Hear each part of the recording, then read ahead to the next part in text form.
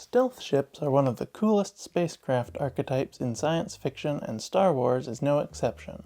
From Maul's scimitar to Luthen's Fondor, there are all kinds of interesting stealth ships in the galaxy far, far away. In fact, if you look closely, you can see a fascinating pattern emerge with different levels of stealth across different Star Wars ships. You're watching Radio Free Coruscant, and these are the secrets of stealth in Star Wars.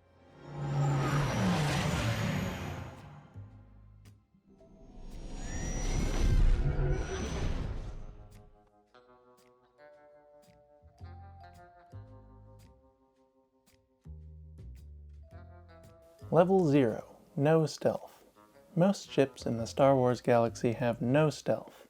They are completely visible to sensors and the naked eye unless some external factor obscures them. Level 1. Low observability.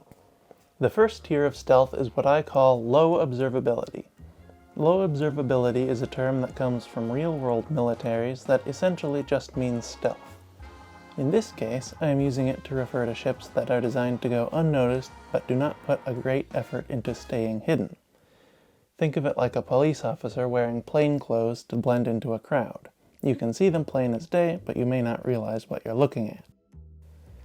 I think a great example of this is the Omicron-Class attack shuttle used by the Bad Batch. We see them infiltrate places several times throughout the show without great difficulty, but no reference to stealth systems are ever made.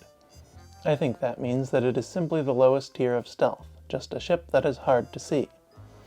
It has a darker hull color than most other Republic ships, including the new class attack shuttle whose hull it is based on. It also has a coppery corrosion on the hull which we don't see on any other ship in Star Wars. This could actually indicate that it has the next tier of stealth instead, passive stealth.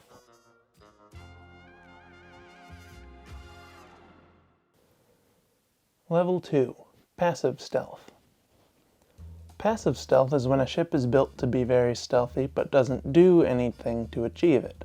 Its stealth is inherent to the ship's construction via exotic materials used in the hull, stealthy designs, etc. Passive stealth is like wearing camouflage. It's very difficult to see in the right circumstances but completely obvious in others. The F-117 Nighthawk and other early stealth planes in real life could be considered passive stealth on this scale. They are shaped in such a way that their radar signature is minimized and use exotic paint to assist in that. In Star Wars, the perfect example of passive stealth is the Delta-class T-3C shuttle favored by Director Krennic. The ship's geometric shape and dark hull coating make it difficult to detect, but the ship performed no action to become stealthy.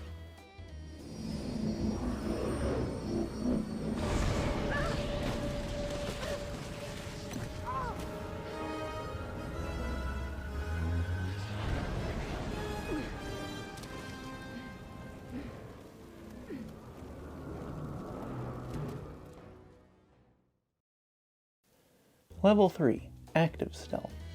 Active stealth is where it really gets interesting.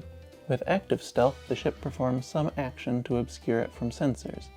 It may or may not also include passive stealth or low observability technology to help obscure it from the naked eye as well, but to qualify as active stealth it must perform some process or action.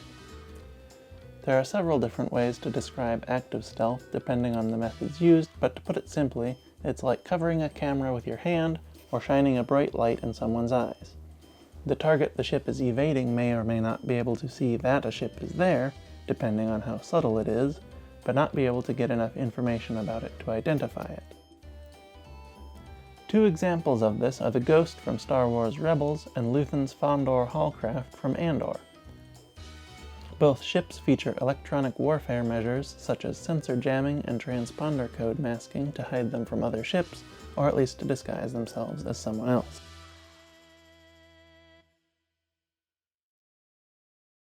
Level 4. Cloaking. The topmost level of stealth, cloaking, is also the easiest to explain. The ship has a cloaking device to render itself invisible to sensors and the naked eye. It's like casting invisibility on yourself in Dungeons & Dragons.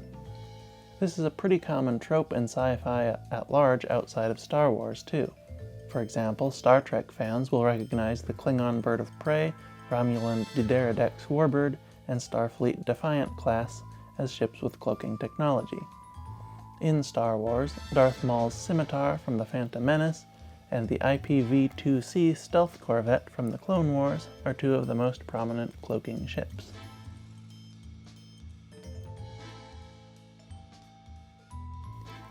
Stealth is a surprisingly complex concept even in the world of Star Wars.